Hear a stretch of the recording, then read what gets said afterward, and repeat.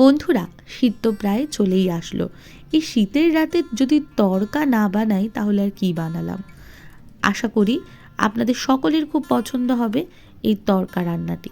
তাহলে এই রেসিপিটি আপনাদের জন্য।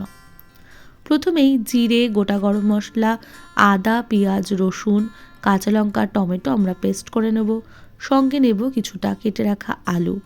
ফোড়নের জন্য নেব গোটা গরম মশলা, তেজপাতা, শুকনো লঙ্কা এবং কিছুটা গোটা জিরে। সঙ্গে তড়কা ওভারনাইট ভিজিয়ে আমরা 3টে সিটি দিয়ে নেব। আর সঙ্গে নেব 3টে ডিম। এরপর একটি কড়াইয়ে ভালো করে তেল গরম করে প্রথমেই আমি 3টে ডিম ভালো করে ভুজিয়া তৈরি করে নেব। ব্যাস, আমাদের ভুজিয়া রেডি। এরপর এটিকে আমরা একটি পাত্রে সংগ্রহ করে নেব। ওই পাত্রেই দিয়ে দেব খানিকটা সর্ষের তেল। তার মধ্যে প্রথমেই আমাদের কেটে রাখা আলুটা ভেজে নেব। এরপর ওই তেলের মধ্যেই আমি তেজপাতা, গোটা গরম মশলা এবং শুকনো লঙ্কা ও সাদা জিরে ফোড়ন দিয়ে নেব। ফোড়ন হালকা ভাজা হলেই আমাদের প্রথমেই পেস্ট করে রাখা মশলাটি দেব।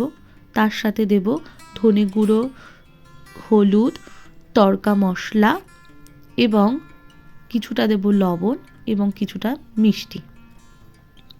এরপর আর কি সমস্ত মশলাকে ভালো করে মিশিয়ে মশলার উপরে তেল উঠে আসলেই তার মধ্যে আমরা সেদ্ধ করে রাখা তড়কা অ্যাড করে নেব।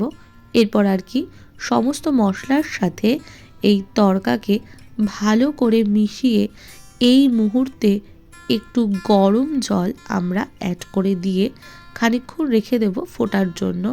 এই পর্যায়ে মিশিয়ে দেব কসুরি মেথি 2 থেকে 3 চামচ, তড়কা মশলা 2 চামচ, শাহি গরম মশলা এবং ঘি। এরপর আমাদের আগে থেকে ভেজে রাখা ডিমের ভুজিয়াটিও কিন্তু এই মুহূর্তে অ্যাড করে দেব।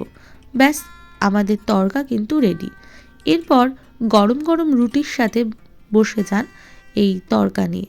নিজেও খান, পরিবারের সকলের সাথে ভাগ করে নিন।